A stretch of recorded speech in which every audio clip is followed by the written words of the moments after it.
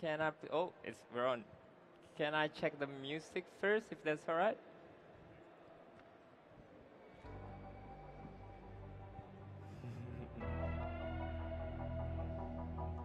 That's good. That's good. Maybe a little bit less volume. Yeah. Cool. Okay. Are we ready?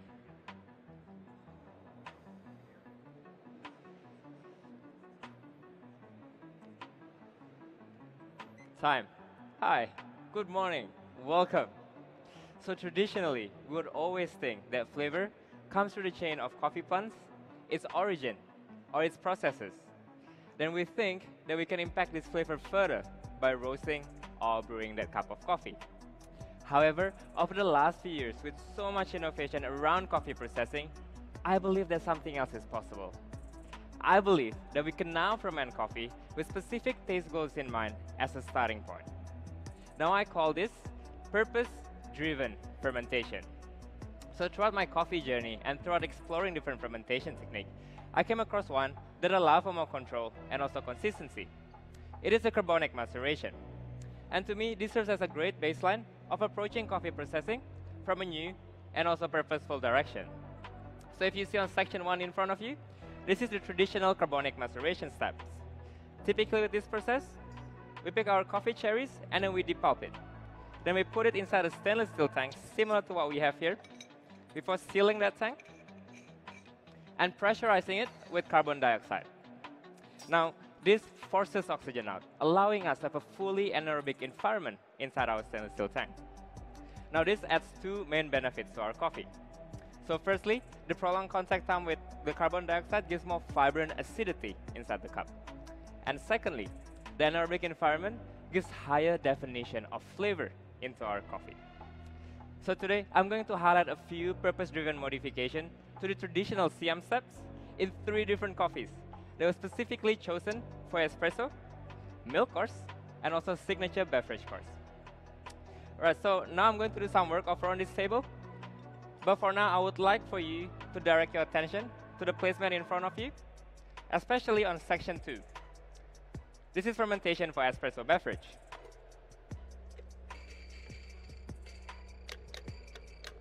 So the goal for espresso is to have a well-balanced, clear, and vibrant cup of coffee. With this goal in mind, I chose a coffee that was specifically fermented for this purpose.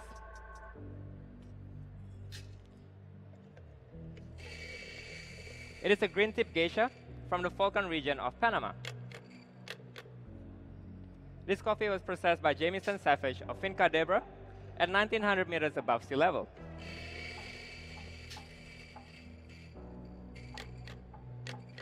Now, if you see the first step on section 2, this is how Jamison started his fermentation.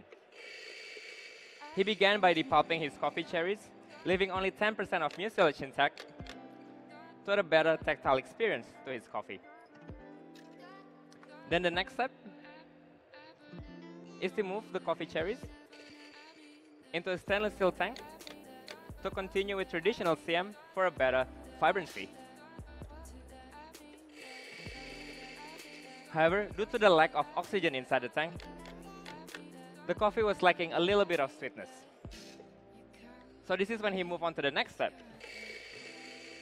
drying the coffee cherries on a 3-tier African raised bed to slow down his drying. So he starts his drying on the first layer, where the coffee can spend direct contact time with the sunlight. Then he moved the coffee to the second and the third layer, where it is a lot more shaded, allowing him to dry the coffee slower, breaking down mucilage and adding complex sugary sweetness to balance out that vibrancy.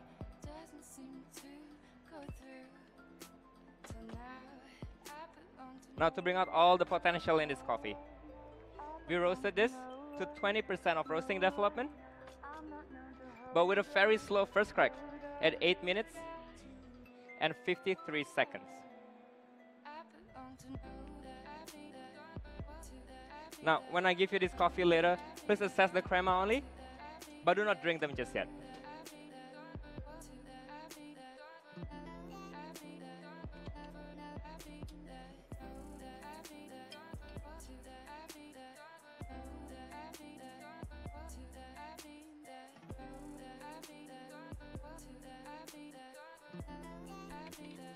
So first competitor this year, first semi-final here. It's a Mikael from Indonesia. So he started beautiful introduction. It takes like 4 minutes and 30 minutes, but it's all really precise introduction about the processing. So in the carbonic macellation is actually from first invented by the Sasasistic, the former world Barista champion. So is it working? Yeah. So that carbonic macellation actually lift up the flavor Awesome. of the coffee. So he's using So coffee from this Debola, espresso is Panama. really good. In there you get floral aroma. They'll remind you of rose. There you go. And you get vibrancy. They'll remind you of orange. Then as it cools down, you start to get black grapes. And also you got a medium, just slightly below medium body, but with a very round texture. The finish is lingering, and you have this nice cocoa. Today we use 19.5 grams of coffee to yield out 44 grams of espresso. We also use 91.4 degrees Celsius temperature on the machine to bring out the most well-balanced cup of coffee. Now please stir 10 times to fully mix all the flavor in there, and take at least 3 big sips. The empty vessels to your right are for your dirty teaspoons, and please go ahead and enjoy. The cup Michael using is the cup that Miki invented back in 2017 WBC. So this cup is actually helping to open up the flavor of the geisha coffee. So it's gonna, I'm pretty sure it's gonna be a really distinctive, great flavor. Look at the judge's face. You know they're gonna enjoy it really well.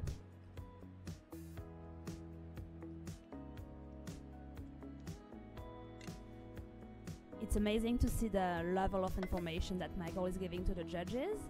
So all the information about the carbonic maceration itself and how this is affecting the final flavors of the coffee. It's like a real control around the processing, the drying. It's giving us also lots of information about the roasting and extraction. So it's really pleasant to see that.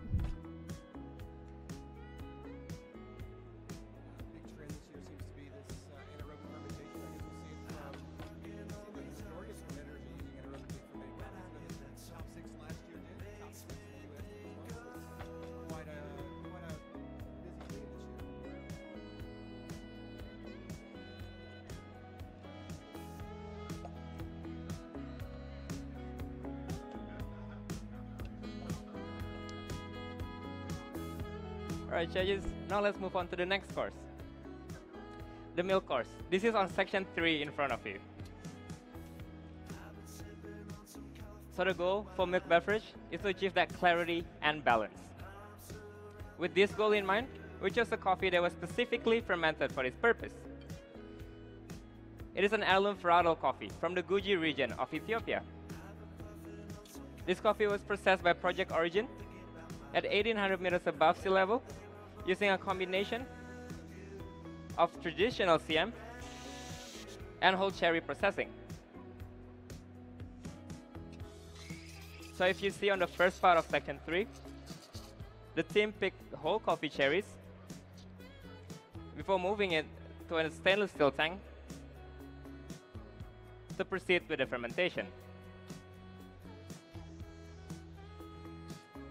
Now, after the fermentation is done, the coffee was moved to dry on African raised beds naturally for 25 days. Now, this combination of natural drying and also traditional CM is what brings a really fruit-forward intensity to our coffee. And this goes really well with our milk. So when I give you this drink, please assess the visual only, but do not drink them just yet. And just like our coffee, the milk that I'm using today has undergone a purpose-driven approach to intensify its quality. First, we chose an Indonesian cow. They were specifically fed with 4 different types of grains and also grasses. Now, this was done to increase the carbohydrate level inside the milk, giving a really sweet milk. There you go. Then we put this milk through freeze distillation to remove 50% of its water content giving a really creamy mouthfeel. Before cooking the milk for 1 hour in a hot water bath to further intensify that sweetness. Today use 21 grams of coffee to allow 30 grams of espresso. And this milk beverage, it's so good. In there you get Irish cream. And then you also get vanilla. And then towards the end, you get strawberry ice cream. There you go. Now, please serve 5 times clockwise to fully incorporate all the flavor. And please, go ahead and enjoy. I can't wait for you to try this. Make some noise for Mikael's milk drinks. So next up is the carbonic macellation natural from Ethiopia. So it's really fruity coffee. And then also he distilled the milk like the same trend from the last year. So about 90% of milk is actually the water. So that they distilled and they condensate the solid. So that as a result, and it's going to be really sweet milk. So I'm pretty sure, you know, milk tasted like a strawberry vanilla ice cream. Yummy. All right, judges, I'm sorry to rush you. But now let's move on to the next course, the signature beverage course. So this is my favorite. And after working with purpose-driven fermentation and seeing its impact on flavor and quality, I can't help but wonder, if this process can improve beautiful coffees in Panama or in Ethiopia, what could it do to more humble but equally interesting coffee from my home country in Indonesia? So together with Jamison, we began a project, flying him down from Panama to process some of the most beautiful coffees being harvested at Wahana Estate in North Sumatra. You can find this information on section 4 in front of you. So this is a long berry coffee, and we love it for its rich, creamy mouthfeel and deep spiced chocolate flavor. However, I believe that we can still improve this coffee by putting it through the carbonic maceration step. However, we quickly realized that fermentation happens differently in Indonesia. It's warmer and it's also a lot more humid. And if we simply recreate the steps, we know fermentation could go crazy. So on section 4, you can see that we put our own spin to the traditional CM. We put our fermentation tank in an ice cold bath, and that maintains a 13 degrees Celsius temperature inside the tank, allowing us to prolong our fermentation to 100 hours. And this really drove some interesting flavor changes. The chocolate became nuanced, and also we added a new flavor of dark cherry. However, the vibrancy was lacking a little bit. So the goal for the signature beverage today is to give this drink a new vibrancy, new sweetness, and also adding a better tactile experience. So we're going to start with your base ingredients. 4 shots of the long berry coffee, using 22 grams of espresso with 44 grams. This is to support that chocolate and also dark cherry. Now for vibrancy, we're adding 70 ml of kefir water that are made using 10% rose buds, 10% sugar, and 10% of Japanese kefir. Now to add sweetness, we're adding strawberry that has been fermented with sourdough culture.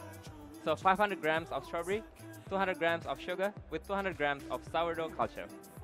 In a hot water bath for 2 hours at 80 degrees Celsius, and then we juice it and let it ferment on room temperature for 2 days. Today we're using 50 ml of this. Now lastly, to bind everything together and adding a better tactile experience, we're adding plum that has been fermented with carbonic maceration. So 200 grams of black plum inside this tank, pressurized with carbon dioxide, and then fermented for 100 hours inside a fridge. And then we juice it, and today we're using 20 ml. Thank you.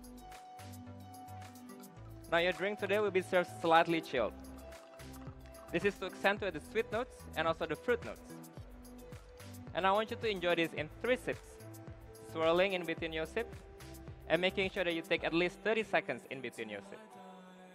Now the reason why I asked you to do this is because there will be some interesting flavor changes. You'll start noticing vibrancy that will remind you of strawberry, and then dark chocolate, and dark cherry flavor. Then towards the end, You get floral aroma of rose. There you go. And that's yours. Judges, thank you so much. Please go ahead and enjoy.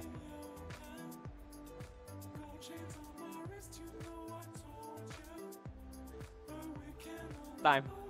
The champion from Indonesia, Mikael Jasin, Common Very Grounds Coffee impressive Roaster. presentation. I really enjoyed that a lot. It was that signature beverage was really delicious, and I enjoy like seeing people innovate based on the fermentation of the coffee.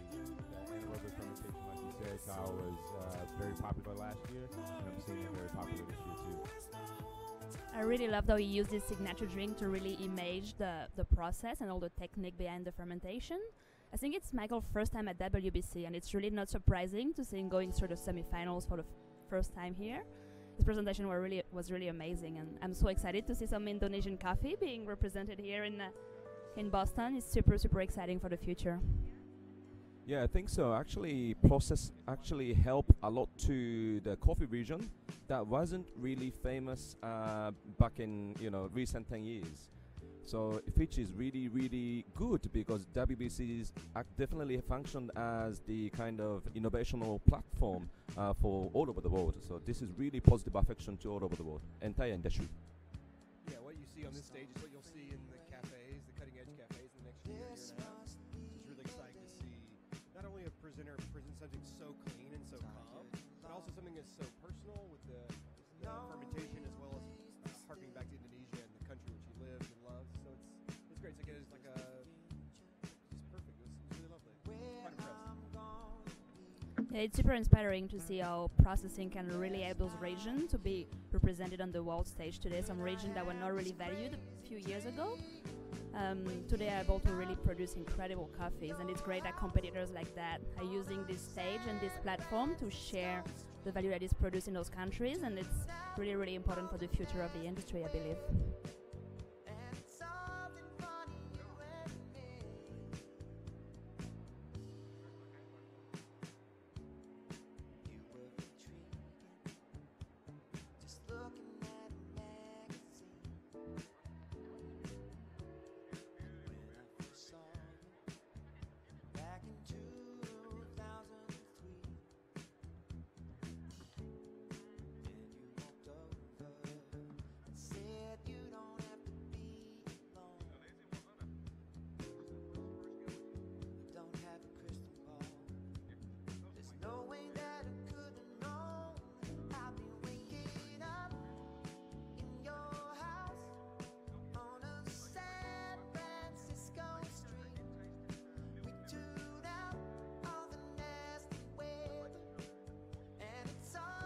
All right, and we're back with competitor number one, Mikael Jasin. How are you, man?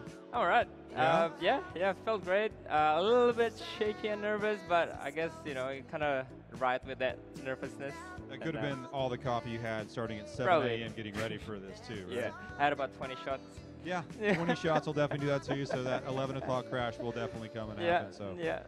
Anything kind of that you changed from yesterday to today in competition? Yeah, the new live scoring system is really great. It's helped us a lot because we knew from yesterday that we had to improve our espresso instead of the. So we were fine on the milk, we were fine on the thick bev, but we weren't on the espresso. So we spent a little bit more time backstage to do the espresso today, and yeah, it's super helpful. So we just changed the recipe, really. Okay. Did that change your flavor calls at all? Yeah, by like a lot. Really? Yeah. That's good. Yeah. I mean, that's what being a barista is, right? You got to be able to change things on the fly to make On it the fly taste like the that, best at that moment, because coffee changes. Coffee changes, and it's very real life situation, As happens. real life as a competition can be, right? Yeah. Yeah. This isn't really a typical bar setting, but hey, who knows? Great customers you had, though. Yeah. So, yeah, so really. you've been a barista in multiple countries. Yep. You've been a barista in Australia. Yep. And you've been a barista In over in your home country, right? Yep. Indonesia. So, is there a difference that you've noticed between the two barista cultures? Yeah, for sure. Australia is very intense when it comes to coffee culture. I feel like everyone drinks 3-4 cups of coffee a day. But it's more like fast-paced, a lot of takeaways. They don't really care what you serve as long as it's, a good cup of coffee. Whereas in Indonesia, because the lifestyle is slightly different, so people actually take their time, sit down, They like the theatrics of the baristas making the coffee, seeing the the manual drip, the latte art, and then they drink 1-2 cups a day. But yeah, it's slow paced, but you get more customer interaction, I feel. Is there one that you prefer over the other? No, yeah, it's the same. Yeah, I like both. That's good. Well, I want to give you a chance back home in the live stream or here in the audience right now. Is anybody you want to thank? Or? Yeah, a lot of people actually. I don't want to mention names, just in case I offend anyone. But Jamison, one of the coffee farmers, he couldn't hear me right now. My team over there from Indonesia who flew all the way here. People back home who stayed up. It's about 11 p.m. now. Hi guys. And yeah, everyone. You can go to bed now. Yeah, it's crazy. A lot of people have supported me to be at this point. That's great. Yeah. It's good to have good support. So we got more support here for you. Let's hear it one more time for Mikael Jasin, the champion from Indonesia.